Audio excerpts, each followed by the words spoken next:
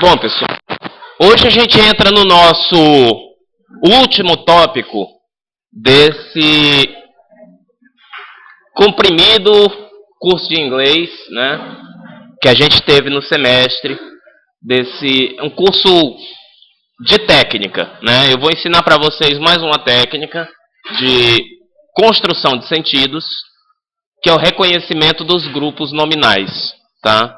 Por que eles são importantes? Porque vocês já devem ter escutado por aí, né? Ou já devem ter mesmo dito por aí que inglês é muito fácil. É só dizer tudo ao contrário, de trás para frente, está tudo resolvido, né? Se não escutaram, com certeza já disseram alguma vez, brincando ou não. A gente vai tentar entender essa lógica do de trás para frente, né? Que é de trás para frente em relação à nossa língua, mas que para eles está tudo muito normal. Né? Para quem fala essa língua como nativa, não está nada de trás para frente, está na ordem certa. Né? Nós vamos tentar entender isso a partir do reconhecimento dos grupos nominais. Ora, quando eu falo em grupos nominais, grupo é grupo mesmo. Nominais é um grupo do quê? Um grupo de nomes, um grupo de substantivos, portanto. Tá? É um grupo de palavras. Na verdade, é um grupo de palavras, uma melhor definição é que é um grupo de palavras cujo núcleo é o substantivo. Tá? Isso significa que o núcleo é o substantivo, mas podem haver palavras que não são substantivos. Assim como um sistema planetário é um sistema que tem um Sol e planetas orbitando em torno desse Sol. E em torno dos planetas, o que orbita? As luas, os satélites. Né? Os grupos nominais funcionam de maneira parecida. Vamos pensar que o núcleo é o nome, mas que em torno desses nomes outros elementos circulam.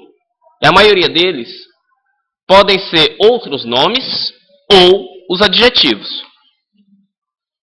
E eles vão formar as unidades de sentido, que eu falei para vocês lá nas primeiras aulas, que a gente lê em busca de unidades de sentido, né? Que a gente não lê palavra por palavra. Basicamente, a gente lê grupo nominal por grupo nominal e depois associa esses grupos para construir o sentido da oração, da sentença, do parágrafo, enfim. Né? Eles vão se combinar em sentenças, essas sentenças vão se combinar em parágrafos e esses parágrafos em textos completos. E há neles elementos que funcionam como elos de ligação. Esses elementos são as preposições e também as conjunções. Tá? E aqui eu vou usar outra metáfora. Eu sou igual ao presidente Lula, eu adoro metáfora. Né? É como se as palavras fossem tijolos, né?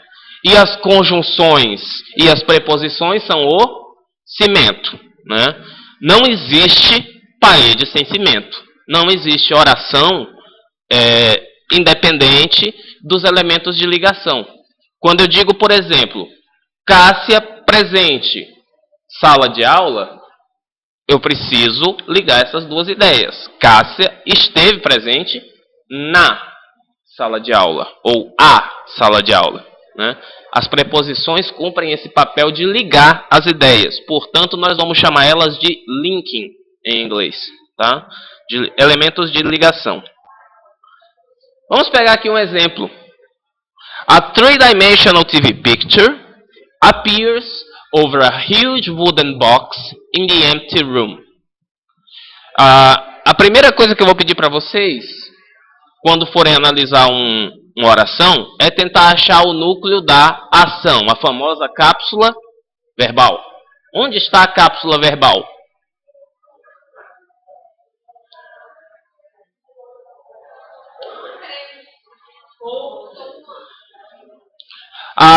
Lembra que nós fizemos alguns exercícios de presente, passado e futuro? Vamos lá, calma lá. Vamos relembrar. É isso mesmo. Mas vamos relembrar por que é isso mesmo. A gente fez alguns exercícios de reconhecimento de tempos verbais. Passado, dado pela terminação ed. O futuro, dado por terminação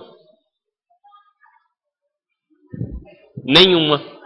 O futuro dado por will, ou pelo verbo to be, going to, e o verbo principal.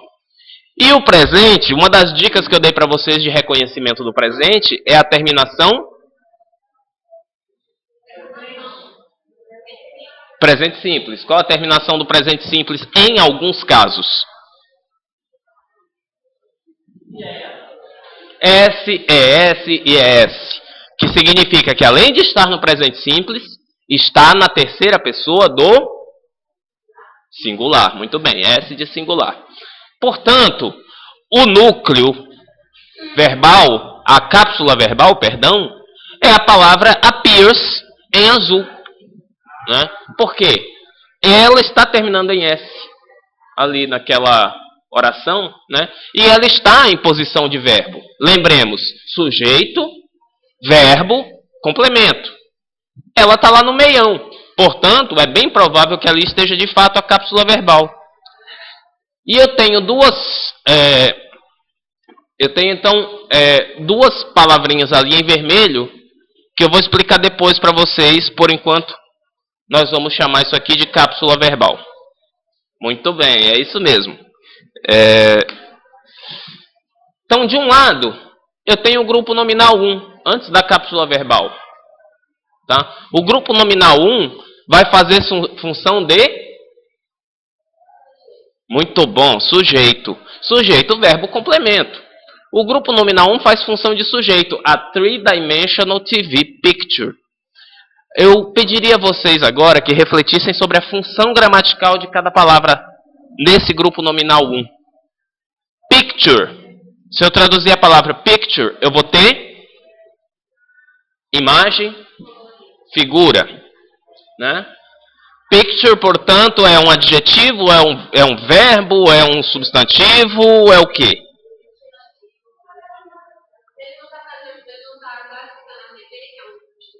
Não, vamos pensar na classe dela purinha. Pensa nela isolada primeiro. Imagem, é um substantivo. Picture. A palavra TV, qual é a classe de palavras dela? Também é um substantivo. Está batendo com a minha teoria de que grupos nominais são grupos de nomes? Por enquanto, 2 nomes. Three-dimensional é uma coisa que é tridimensional. Eu dizer que algo é tridimensional é uma forma de nomear ou de qualificar? Portanto, trata-se de um adjetivo. Opa, é a nossa lua. Né? A nossa luazinha orbitando o nome. Né? Eu tenho 2 nomes e um adjetivo. E o a? É um artigo. E eu vou chamar artigos de modificadores. Por que artigos são modificadores? Eu vou dar um exemplo para vocês. Professora Jaciara é uma professora do CC só. Isso é uma forma de referir a palavra professora. Ela é uma professora. No universo dos professores, ela é uma. Ela é a professora de CRC. Que eu não sei nem o que é, mas deve ser um negócio bom. Ela é a professora de CRC. Portanto, o A especifica Jaciara no universo dos professores do CC só como aquela que está em sala de aula com vocês. Restringe o sentido, modifica o sentido. Por isso, modificador. Uma coisa é eu dizer, uma turma de biblioteconomia. No universo das turmas de biblioteconomia, estou considerando aí uma, que eu não preciso dizer qual é, mas isso modifica, né, a palavra turma. E eu dizer a turma de biblioteconomia do... Qual período? Terceiro? Segundo período. Né? Há uma diferença muito grande. E existem até brincadeiras com isso. Você não é um cara, você é o cara. Né? Não, o cara não sou não. Não sou porque uma vez lá em Marabá começaram com o negócio, professor, o senhor é o cara, o senhor é o cara, o senhor é o cara. Aí um dia eu fui comer um peixe na velha Marabá, sentei para comer um tucunaré, olhei para a pichação que tinha na ponte do Rio Tocantins, estava lá, comeram o biscoito do cara. Falei, não sou mais o cara, não quero ser o cara. Lá na outra não é É, o biscoito do cara. É, não, o biscoito, a rosca, né? Enfim, por falar nisso, vocês sabem como se acha, meus irmãos, aqueles irmãos nossos que falam tchê, barbaridade, né? Romenos, né? São romenos, eles falam tchê, barbaridade, ele está gravando, né? São romenos. Vocês sabem como é que acha um romeno perdido no mato? Pela fumaça. Ou ele está queimando churrasco, ou ele está queimando outra coisa. Romeno. Não vou falar que é gaúcho, que é sacanagem, né? Vai que tem gaúcho aqui. Mas enfim. Voltando então, nós temos picture, que é nome. TV, que é nome. Three-dimensional, que é adjetivo. E o a, que é o modificador. Tá? E essas 4 palavrinhas, né? Uma delas é composta, three-dimensional. É uma palavra composta. Né? Essas 4 palavrinhas formam o grupo nominal 1, que tem função de sujeito. E todo sujeito, necessariamente, ele é ou um substantivo ou uma oração substantiva. Nesse caso, é uma oração substantiva. Em inglês, nós chamamos de noun phrase. Tá? O que é um noun phrase ou uma oração substantiva? É uma oração cujo núcleo é o substantivo. Ou, se vocês preferirem, é um grupo nominal. Tem 3 nomes, para quem gostar. Noun phrase, noun group, grupo nominal, ou oração substantiva, em português. Ou grupo nominal, em português, são 4. Né? 2 e suas respectivas traduções. É que phrase em inglês não é bem frase. Né? Não é a mesma. Seria uma frase nominal. Como o spelling, você fala, ou a grafia? P-H-R-A-S-E. Phrase. Vamos lá. Bom, voltando aqui, eu tenho agora o grupo nominal 2. O grupo nominal 2 começa, vamos sempre de trás para frente, pela palavra box, que traduzindo é caixa. Essa caixa é wooden. O que é wooden? Wooden é um adjetivo muito. Mas se você ainda não matou que wooden é um adjetivo, tem sempre uma pista para você. Wood. Quem assiste desenho do Pica-Pau? Como é que é o nome dele em português? Ou em inglês? Woodpecker. O que é wood? O que é wood? Não falo. Vou demonstrar. Melhor.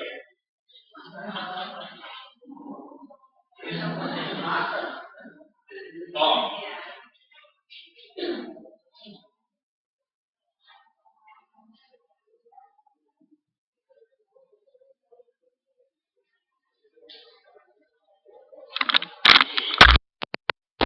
Nós sabemos que o sufixo ER significa aquele que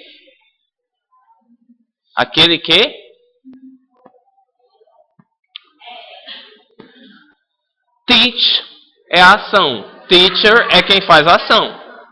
Portanto, é aquele que repete de novo essa palavra.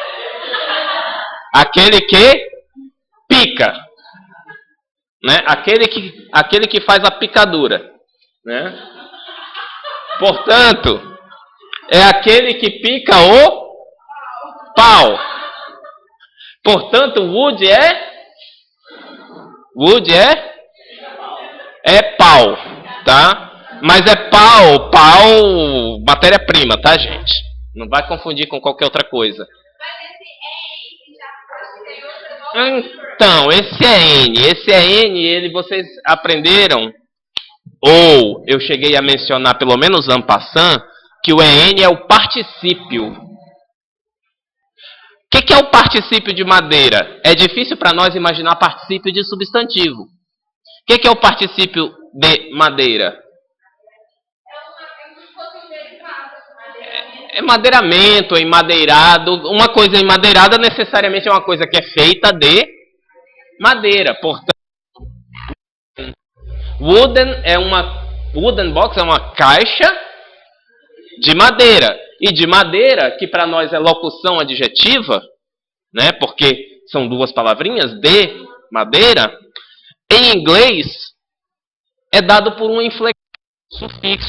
E, portanto, eu chamo a palavra wooden de em português, de madeira. É locução adjetiva. Isso é uma locução? Locução são duas palavras ou mais. Portanto, isso é apenas um adjetivo. Muito bom, um adjetivo. Wooden box. Um adjetivo. Wooden box, portanto, eu tenho nome, adjetivo que o qualifica. No universo de todas as caixas, eu tenho aquela que é de pau, né? Significa, eu não vou exaurir vocês com consultas adicionais. Huge significa algo que é grande, como diz o fanhoso da piada do Ennis. É um Ennis bem grande, né? Huge é bem grande. O A é o modificador. Aqui eu tenho o grupo nominal 2. Por que eu parei no grupo nominal 2 na palavra box? Por que antes? Eu topei na preposição in. Muito bem. Aqui é uma ligação e aqui é outra. Então, entre as duas ligações, tem que haver um grupo nominal. Eu só posso ligar grupos nominais se grupos nominais. Não faz sentido haver a ligação e não haver o que ligar, né? Portanto, eu tenho aqui o segundo nominal, que eu vou traduzir como box é caixa. Uma caixa de madeira. Que é grande, né? Olha só que loucura. Aí você vai falar, professor, mas está lendo tudo ao contrário. Sim, é isso que eu quero explicar para vocês, que a lógica interna do inglês difere um pouco da nossa. Se eu pegar de trás para frente, a coisa que é qualificada, que é descrita, vem sempre por último em inglês, tá? No caso, é a caixa. O que vocês vão depreender daqui é que o núcleo do grupo nominal, ou seja, o substantivo principal daquele grupo nominal, tende sempre a estar por último. Que o qualifica, que o restringe, que o limita, vem antes, né? Caixa, que por acaso é de madeira e que além disso é grande, tá? E finalmente o terceiro grupo nominal, room, que é uma sala. Room, portanto, é um substantivo. Empty significa vazio, gramaticalmente falando.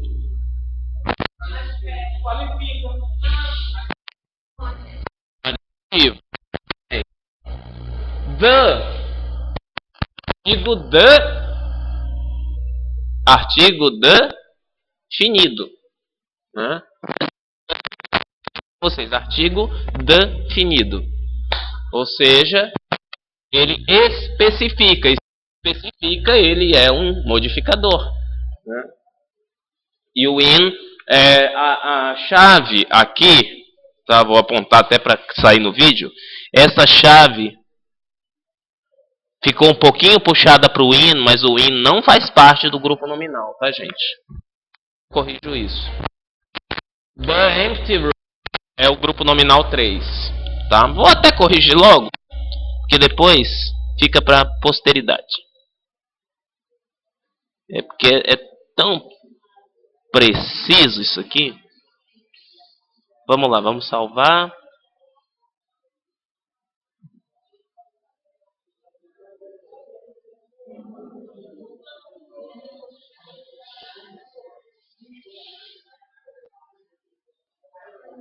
Pronto. The empty room é o grupo nominal 3. O que sobrou sem classificar é o que estava em vermelho. são as ligações. Portanto, qual a estratégia para identificar os grupos nominais? Vamos repetir os passos que fizemos aqui. Identificamos a cápsula verbal. Passo 1. Achamos todas as preposições e conjunções. Passo 2. Chamaremos as preposições e conjunções de elementos de ligação. Ou de link. Passo 3 é achar o que ficou no meio disso, dessas preposições e conjunções, desses links. Tá? E temos então os grupos nominais. Obviamente, se eu concluir que ali existe um nome em torno do qual orbitam outras classes de palavra. Essencialmente, outros substantivos ou alguns adjetivos. Tá? Fica ali como linking.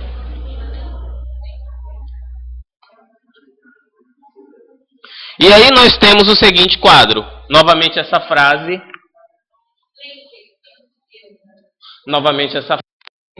Agora analisada elemento por elemento. H é head. Head de cabeça. Né? Já viram o comercial do Joel Santana? Do Head and Shoulders? Não viram ainda? Que ele fala, you are a very, very much caspa man. You don't have caspa. Né? Do Head and Shoulders, que ele pega aqui na cabeça e ombro, né? Head and Shoulders, Head and Shoulders, Head and Shoulders, né? Vale a pena dar uma assistida depois. Comercial do Joel Santana, tá no YouTube. Do shampoo. Não, mas é muito bom. Ele fala como é que é? Tu tá de brincation with me, cara? O cara, não, você precisa usar aquele shampoo, Head Shoulders. Aí ele, tu tá de brincation with me, cara? Head and Shoulders. Aí começa a dar uma aula pro cara. Head and Shoulders remove 100% of the caspa. And the caspa don't cai in your shoulder. Muito bom. Joel Santana é meu ídolo. Mas vamos lá, então, head seria a cabeça do grupo nominal, o núcleo. E o que eu tenho, se eu analisar bem, é um núcleo e uma palavra que vai modificar esse núcleo. Todas essas palavras que modificam esse núcleo, seja para qualificá-lo, que é o caso dos adjetivos, ou de outros substantivos periféricos, né? Seja para especificá-lo ou não, que é o caso dos artigos definido e indefinido, eu vou chamar de modificador. Por que modificador? Porque todo adjetivo cumpre esta função de modificar. Por exemplo, Louise é aquela moça sentada no centro da sala de aula com cabelos longos. Sentada no centro da sala de aula e de cabelos longos, especifica Louise em relação a todas as outras moças da sala. Modifica o sentido do substantivo próprio Louise. Para quem não a conhece, ficaria difícil identificá-la sem essa descrição. Por isso chamaremos de modificador. Tá? Ou então, digamos assim, a minha mesa é a mesa azul ao centro. Azul e ao centro são modificadores, sem os quais você jamais identificaria a minha mesa. O próprio minha, né, o possessivo, minha, é um modificador. Porque modifica no universo de todas as mesas possíveis do mundo, a minha. Tá? Então eu tenho add, modifier, link. Lembra? Ligação. Então a estrutura de um grupo nominal é sempre o seu núcleo e seus respectivos modificadores que o antecedem. Né? Aí eu tenho outro núcleo, modificador, link. Sempre de trás para frente. Né? Aí eu tenho o verbo, ou a cápsula verbal. E aí eu tenho um outro núcleo, modificador.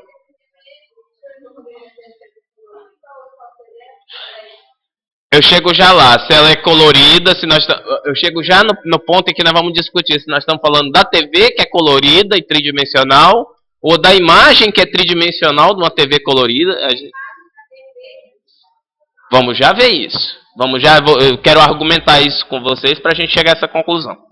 Vamos lá. Então eu tenho o modificador, o núcleo, o modificador e o outro modificador. A primeira ocorrência eu botei como modifier, depois eu simplifiquei só como M, tá?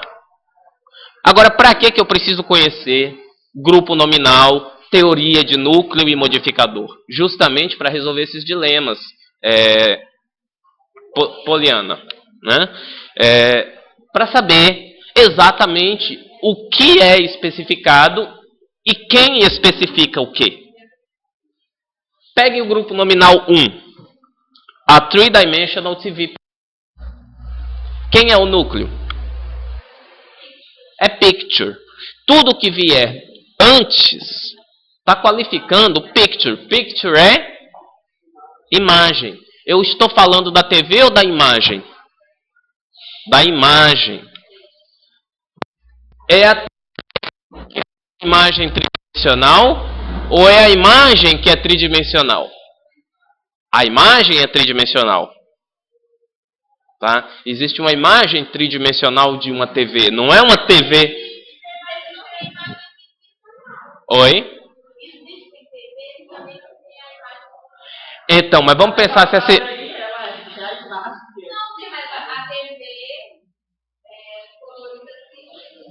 Não. O colorida não está lá. É porque você já trouxe para a tecnologia atual. Eu quero explicar um negócio para vocês. Eu não estou falando...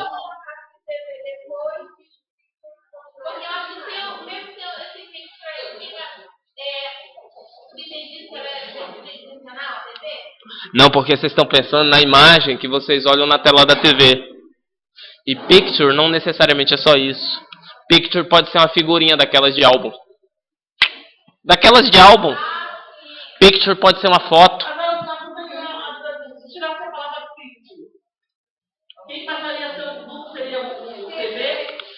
Isso.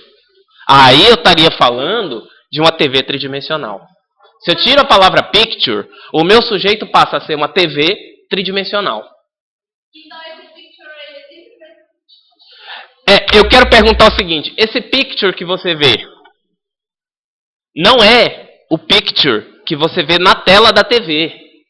Não é a imagem que a tela da TV emite que é tridimensional. É uma foto, um holograma tridimensional de uma TV que está no lugar lá descrito, entendeu? É isso aqui que causa confusão. Quando eu falo em picture,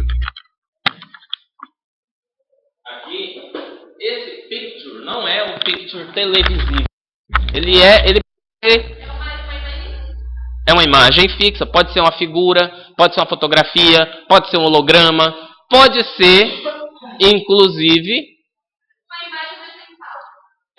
pode ser inclusive uma imagem projetada, como essa que vocês estão vendo aqui, ou mesmo uma outra TV projetando a imagem de outra TV. Né? Mas vamos lá. Como que a gente mata isso? Picture, portanto, a imagem, que eu não sei de que natureza é. Se é fotografia, se é desenho, o que é. Mas eu sei que ela é... Isso. Agora, eu sei que tem uma imagem e que essa imagem me expõe uma TV. Tá? Então, é uma imagem de uma TV. Nesta imagem, quando eu olho para ela, eu vejo uma TV.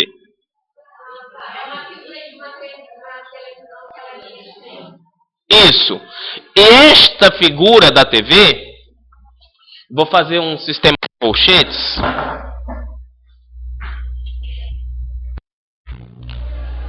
Esta figura da TV, aqui vou considerar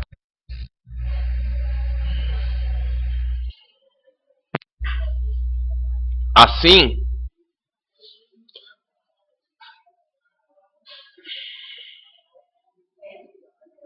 O que aconteceu?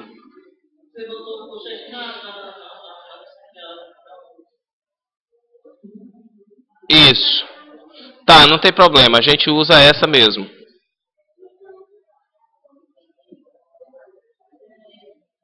Esta figura da TV, que agora eu vou tratar como se fosse X. Vamos usar um pouco do raciocínio matemático, porque senão não vai rolar. Tá? Gramática e matemática são ciências irmãs. Tá? Chama TV Picture de X. Não, calma lá. Chama TV Picture de X. Eu concluo que X é tridimensional. Vamos voltar. Oh, meu Deus.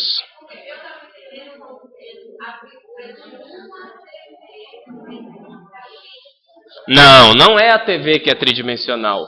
É a figura que é. É a imagem que você vê Ó. Sabe aquela... Ó. Isso. Sabe aquelas fotografias 3D? Você chama daqui da TV e para isso. Ó, como que você vai fazer essa análise? Eu vou... Qual é o procedimento? Atenção. Trata-se de uma figura. A partir do momento que eu concluir que é a figura de uma TV, que esse qualifica esse, eu trato isso aqui junto. É um subgrupo dentro do grupo. Este subgrupo é qualificado por tridimensional. Portanto, tridimensional não é só a TV. É a imagem da TV que é tridimensional. Mas é essa ideia, a figura da TV que é tridimensional. Isso, pode ser. Vou dar o panorama para vocês assim numa linguagem bem simples agora. Vou dar um panorama para vocês numa linguagem bem simples. Aquela TV que minha mãe tinha em 1978, quando eu nasci, né? Da Telefunken, preto e branco. Foi alguém lá no museu onde está aquela TV e tirou uma foto tridimensional e expôs em cima de uma caixa de madeira. É isso. Tá? Por que isso? A partir do momento que eu achei o modificador de picture, que é TV, eu passo a considerar aquilo um grupo. O adjetivo que vem antes qualifica ao grupo e não ao que o sucede somente. Tá? Portanto, three-dimensional classifica a TV picture e não só a TV. Tá? E o A classifica, adivinha o quê? Todo o resto, three-dimensional TV picture.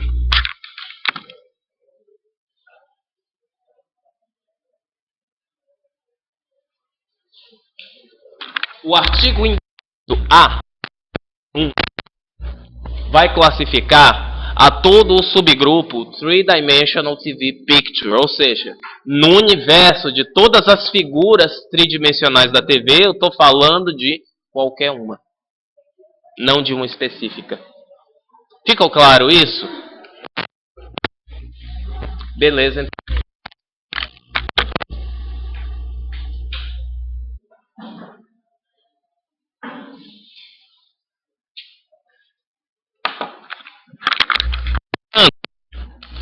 Fazendo aqui uma linha de hierarquia, o núcleo é o soberano de todos. Ele é modificado pelo primeiro modificador que o antecede. O modificador que antecede a este, no caso three-dimensional, modifica não apenas ao núcleo, ele modifica ao núcleo e seu modificador anterior. E o modificador que antecede a todos modifica ao núcleo e aos outros dois modificadores que o sucedem. Em inglês, os modificadores vêm sempre antes. Em português, a gente é facultado a botar o modificador antes ou depois. A menina bonita é a mesma coisa que a bonita menina. Claro que essa segunda construção é mais usada em linguagem rebuscada e poética. Em inglês, uso sempre essa o adjetivo antecede o que ele adjetiva, o que ele qualifica. Perfeito? Então, em inglês não é só falar de trás para frente. É falar de trás para frente em relação a nós, mas com lógica, com hierarquia entre as palavras, na qual a última, em sendo substantivo, é o núcleo daquele grupo. Portanto, é o que é de fato qualificado. Tá? A mesma coisa acontece aqui. Wooden box. Box, modificado por wooden, que é adjetivo. Portanto, no universo de todas as caixas, eu falo especificamente daquelas que são de madeira. Ótimo. Só que no universo das caixas de madeira, olha a lógica. Vocês estão fazendo aula de lógica, não estão? Então, tem tudo a ver, tá? No universo das caixas de madeira, de todas as caixas de madeira existentes no mundo, eu falo apenas daquelas que são grandes. E nesse universo das caixas grandes de madeira, eu falo de uma específica ou de qualquer uma? De qualquer uma, né? A mesma coisa para room. Eu tenho o universo das salas. No universo das salas, o meu modificador restringe esse universo apenas ao universo das salas que estão vazias. E no universo das salas vazias, eu falo de uma sala em específico. A vazia. Aquela sala vazia que nós sabemos qual é. Sim. Small é o oposto de huge. Small é pequeno, é o oposto de huge. Eu fiquei procurando, mas não tá lá. Small é pequeno. Certo? Entendeu como grupos nominais? Então eu tenho alguns para vocês. Vocês podem pensar sobre eles, aí cada um vai usar sua metodologia. Vocês podem pensar sobre eles ou resolvê-los no caderno. Sim, alguém ia perguntar alguma coisa? Ó, eu vou pedir para vocês que reconheçam que reconheçam os núcleos ou head. Se você quiser usar N para núcleo, para mim tanto se me dá, entendeu? O importante para mim é que você entenda. Cria a sua classificação. Vocês vão apontar os núcleos e os modificadores dos grupos nominais. E, se possível, me dê uma tradução para cada um desses elementos. 5 minutinhos para vocês fazerem. Eu vou pausar o nosso vídeo para que ele não fique pesado. E não fique chato para quem vai assistir depois.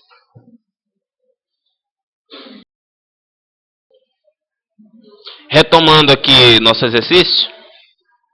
O que vocês chegaram aí? Tem. Vamos lá. Tem coisa aqui que é do nosso universo de conhecimento já, que a gente lida com tecnologia, não é isso? O que é um drive? É um drive. Um drive é onde vocês não são dessa época, acho que vocês já nasceram na geração do pendrive. Mas por que ele chama pendrive? O que é um drive? É onde você coloca algum dispositivo de armazenamento de memória. Na minha época era o disquete de 1.44 mega, né? Aquele disquetinho quadradinho, né? Quadradinho igual eu, né? Vamos lá, quem é o núcleo do primeiro grupo nominal? A New Disk Drive. É drive. Quem é o modificador dele? Disk.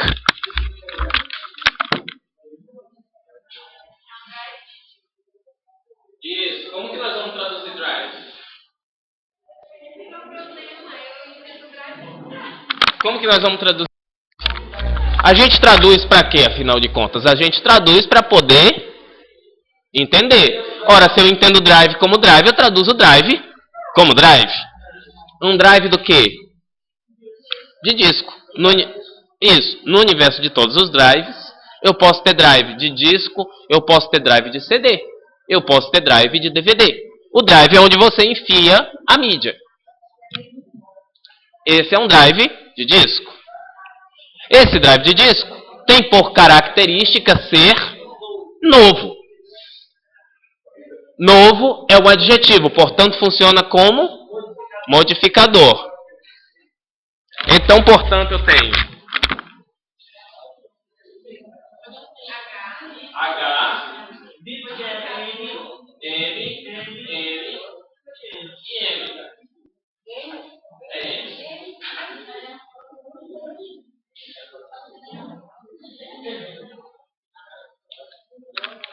onde drive é o núcleo, disk modifica drive, dizendo esse drive é de disco. New, isso, new modifica disk drive. Portanto, esse disk drive é new, é novo.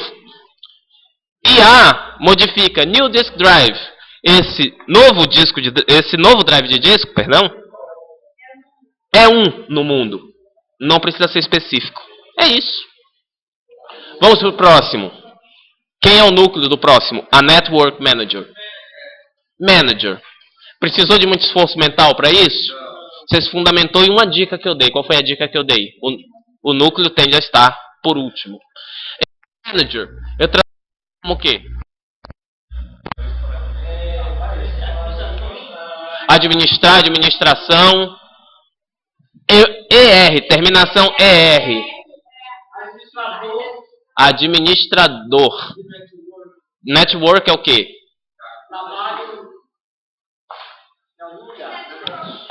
Ah, fulano de tal é um cara muito antenado, ele tem uma network muito boa. O que é uma network? Vocês estão pensando só com eletrônica, eu estou pensando com o conceito de network mais amplo. Network é isso aqui, eu vou desenhar uma lousa.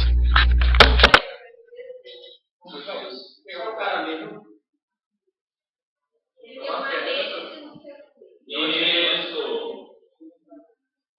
É uma rede. Network é uma rede, mas não precisa de rede de computadores. É uma rede de pessoas, por exemplo. Né? Quando a gente estabelece uma cooperação com alguém, a gente está estabelecendo uma rede de trabalho. Uma network. Net é rede. Work, trabalho. Net é rede, tá, gente? Então, fechou. Rede de trabalho. É um gerenciador de quem, então? Ou de uma rede. Vamos simplificar como rede. Porque toda rede é para executar algum trabalho. Né? A única rede que não é para executar trabalho é aquela que eu uso lá no Ceará quando estou de férias. Né? Mas esse é outro tipo de rede. Né? Ali o A significa que não é uma específica. Né? Portanto, eu tenho de novo, de trás, núcleo, network e A como modificadores.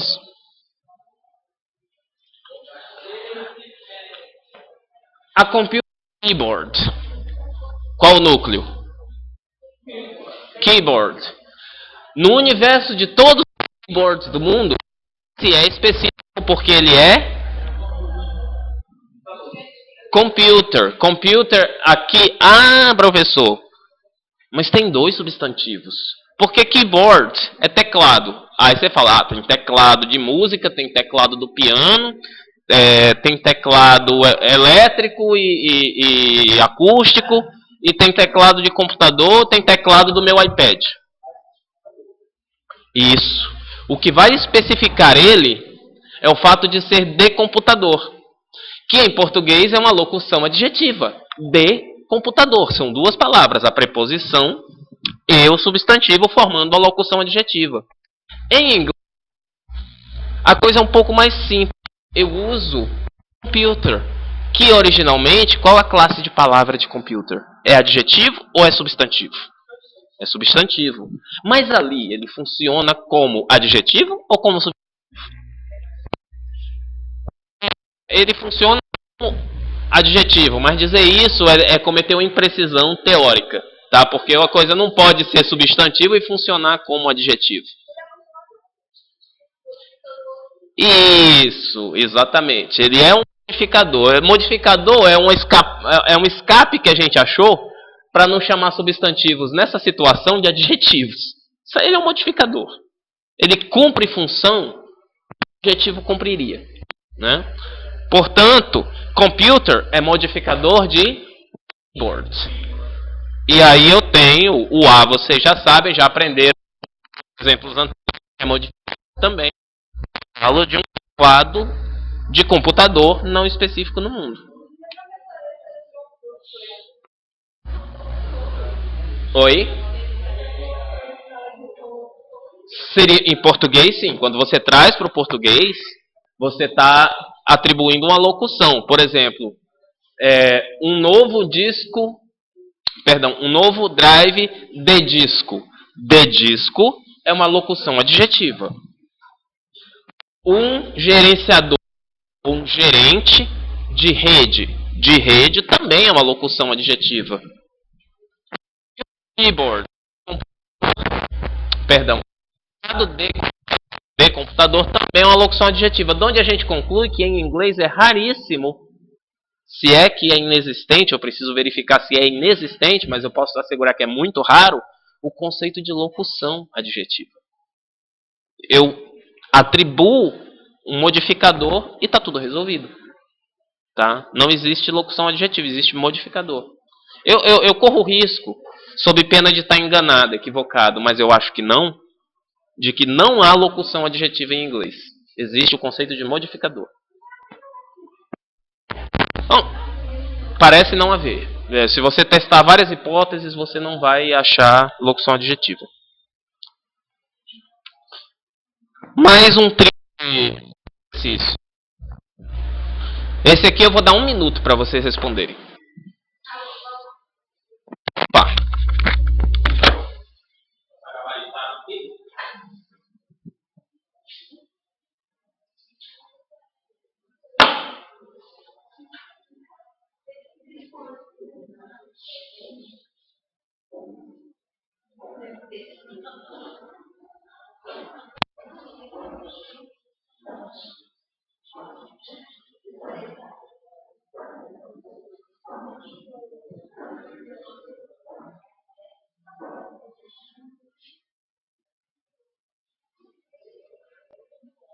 Gente, acho que quando der meu horário tem me avisa, porque eu esqueci meu celular.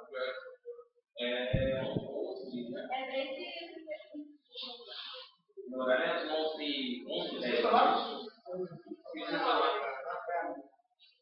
11h10, meu horário. Vocês me avisam às 11. Ah, que legal, eu espero. Aí a outra vez.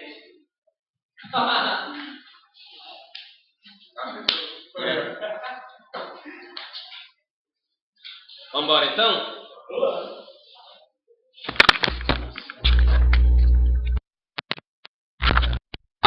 Chip. Novamente a gente em tecnologia, muita coisa não vai ser traduzida, né? Porque é universal. E uma dessas palavrinhas é a palavra, né, de chip, né? Que em inglês é pronunciado chip, né? Que nem o gaúcho fala che, né? É o mesmo fonema. Por quê? Porque existe uma diferença entre chip e sheep. Ship com SH é o navio. Chip é o de computador e também é a batata. SH é o navio. É batata chip, né? A batatinha. Aliás, porque os primeiros chips eram igual a uma batata, do mesmo tamanho da batata.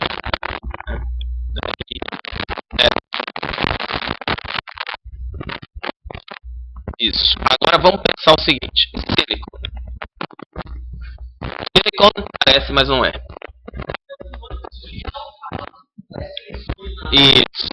A raiz é a mesma, né? Porque o silicone é feito de silício, né?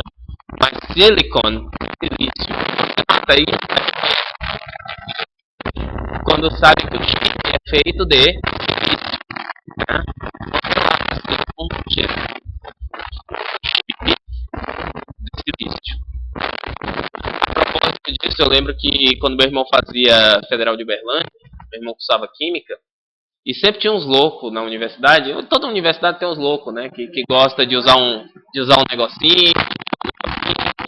Né? E aí os caras pediam muito para ele pegar no laboratório éter, né? Para poder cheirar o éter. O éter é tipo acetona, é bem forte, é aquele cheiro horrível. E aí ele, não queria, né? Porque ele tinha achado no laboratório, fazia iniciação científica, mas não queria, né? Pegar material, um dia pegam lá, até desconfiavam dele, né? E ele tinha os amigos doidões e falavam, não, rapaz, não cheira éter, não. Cheira silicato. Silicato, que porra é essa? Não, silicato é bom, cara, é barato, né? Tá vendo aquele peão na obra ali? Aí vai apontar para as aquele peão na obra, trabalhando ali, forte e tal, tudo motivado. Uhum. Aquilo ali é efeito de silicato, cara. O cara cheira silicato e não é bom, dá barato, né? Ou você arranja pra mim? Não, você arranjar, você pega. Silicato tá cheio. Oh, mas onde é que eu vou aí, cara? Vai aí numa praia aí. Pega um pouco de silicato, areia. Os caras, tudo achando que era uma parada nova, que era um barato diferente. Não, cheira silicato. Os caras trabalham no móvel e cheira silicato a dia inteiro. Então, vocês querem ficar doidos? O próximo. Núcleo. Traduzir. Unidade. Control, uma palavra que originalmente é o quê? Substantivo, adjetivo, verbo. Pode ser duas coisas, né? Control pode ser controle, ou pode ser o verbo to control. Controlar. Enquanto não é um substantivo. Mas esse substantivo cumpre função dele.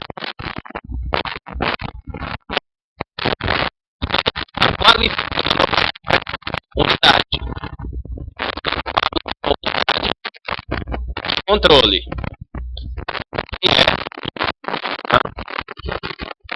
Geralmente abaixo, an iron surface.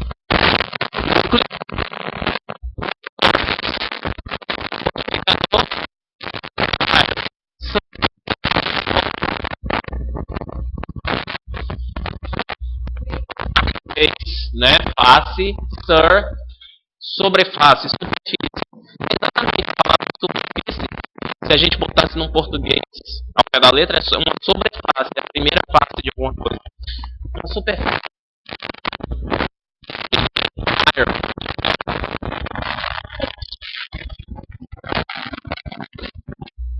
A propósito, vocês sabem. Esse é ele é ar.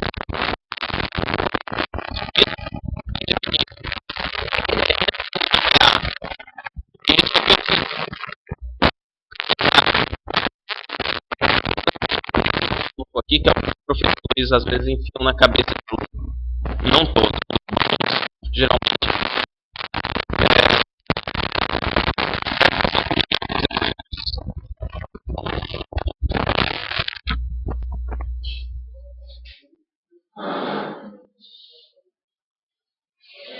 A elephant ou an elephant? É not a thing. An elephant. Teacher. É a teacher ou an teacher? É a teacher. Aí como que a maioria dos professores explica?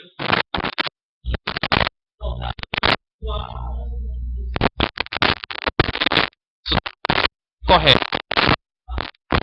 O uso antes de vogal e a antes de consoante é parcialmente correto, porque não considera a seguinte possibilidade, por exemplo, UFMA.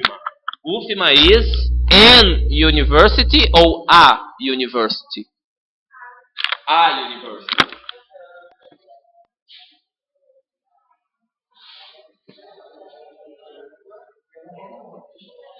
Professor, mas university começa com a letra U e a letra vogal. Sim, se você pegar pela teoria falha de que antes de vogais eu uso an e antes de consoantes eu uso a, eu teria o grande equívoco de dizer então an university. Se você pegar pela grafia, mas se você pegar pela fonética, aí você não corre esse risco. Portanto, não é que antes de vogal eu uso eu uso an. É antes de som de vogal que eu uso an. E antes de som de consoante, eu uso a. Quer ver outro exemplo? Hour, hora. A hour or an hour? An hour. Porque esse H é mudo.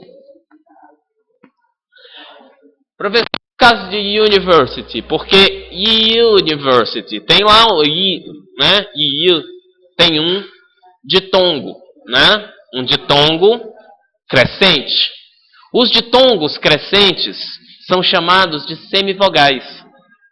E o que é semivogal não é vogal. Portanto, vai ser tratado como se fosse uma consoante. Tá? Ditongos são semivogais. Na transcrição fonética, eles são tidos como as semivogais. Quando eu transcrevo isso aqui, esse som da letra U, na palavra university, não sempre, tá? Mas nesse caso de university, eu transcrevo como U. Tem umas palavras também que começam a mudar, porque também tem essa mesma regra. Isso. O resto eu não vou transcrever, que não é necessário. Mas eu traduzo com essa letra aqui, que não é um J. É uma letra grega chamada iota, que é o J nosso. Né? Mas essa letra grega dá essa pronúncia Y, né? Do ditongo. Tá ok? Mas isso é coisa para aquele pessoal paranoico lá do curso de letras que faz fonética e fonologia. Vocês só precisam saber que devem se guiar pelo som e não pela grafia. Tá? Tá, tava muito fácil. Eu resolvi complicar. Resolvam esses dois aí. A General Purpose Programming Language, a Musical Instrument Digital Interface. Resolvam esses dois e me deem uma tradução plausível disso aqui. Eu vou pausar nosso vídeo.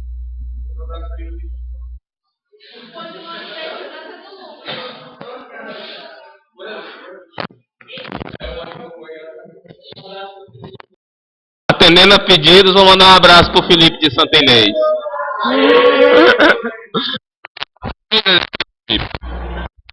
Vamos lá. Programming Language.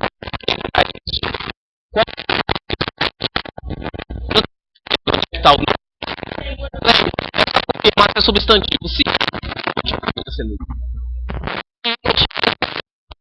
a língua é uma programming.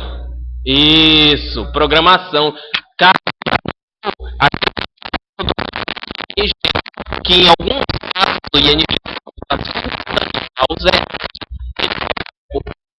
que é programar, né? Ou os programação, ele vira um outro substantivo. Programmer, final, programador. Isso. Programação. Agora, general purpose, eu vou tratar junto ou separado? Junto, porque tem hífen, é uma palavra composta. General purpose dá o quê? Purpose é propósito. É geral. Programação. Finalidade geral. Purpose é propósito. Propósito no sentido de finalidade, né? O objetivo daquilo. Então, trata-se de uma linguagem de programação de propósitos gerais. Ou, se você simplesmente preferir, uma linguagem de programação geral. E, finalmente, aqui tem umas pegadinhas aqui que a gente precisa discutir. Tem gente que é guiada ao erro nessa última. A gente vai tentar resolver isso. A minha Instrument Digital Interface. Do que eu estou falando aqui? Então, será que eu estou falando do instrumento digital?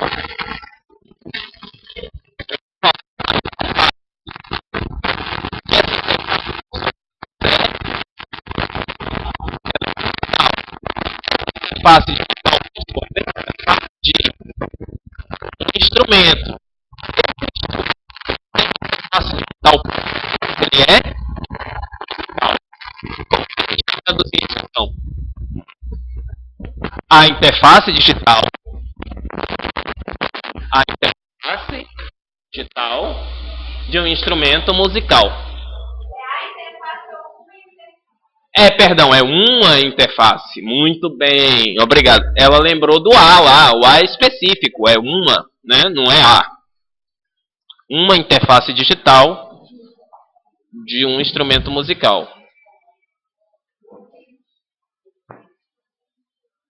E aí vocês percebem a aparição de 2 artigos na construção em português, quando na inglês só tem um artigo, que é o A, lá do começo. Porque se a interface digital é de um instrumento musical, ela é igualmente não específica como o instrumento do qual fala. A pronúncia em inglês é interface. Interface. Isso. Certinho? Vocês entenderam grupos nominais?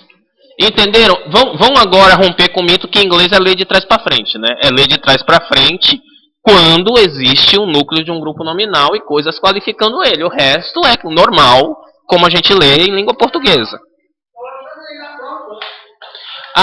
Na verdade, isso aqui, vocês vão depender disso. Agora é que vem o X da questão. Por que eu aprendi grupos nominais? Isso aqui vai ser útil quando vocês tiverem períodos longos. Né? Para decompor períodos longos em grupos nominais e entender esses pedacinhos para depois juntá-los de novo.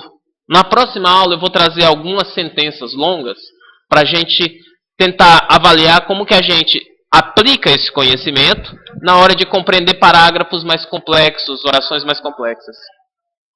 A próxima aula não. Nossa próxima aula é quinta. Eu devo finalizar o curso. Vai ter aula. E, eu mandei um e-mail para vocês com a convocatória da reunião, mas eu acabei de conversar no meu colegiado e pedi para eles, expliquei que vocês já perderam muita aula, então eles me liberaram para vir dar aula normalmente. Tá? Então, quinta-feira eu dou aula normalmente para vocês. Tá? E a nossa prova, então, fica na terça em 2 horários. A prova é em dupla ou trio. Portanto, se organizem. Tá? E aí, na aula de quinta, eu finalizo essa teoria aqui para vocês já irem com ela para a prova. Oi? A prova é feita em 2 aulas. Eu espero que vocês não utilizem as 2 aulas. Não vai precisar. Isso, essa é a segunda. A terceira é para quem precisa. A terceira...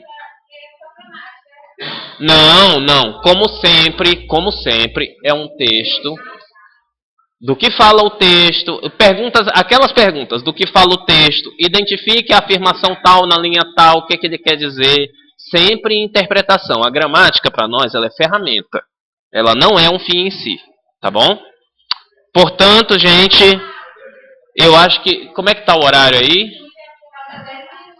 Falta 10? Não sei se daria para começar um assunto novo. Deixa eu ver como é que tá aqui. O assunto novo é um pouco longo. Eu vou preferir, então, iniciar um novo assunto na próxima aula, tá?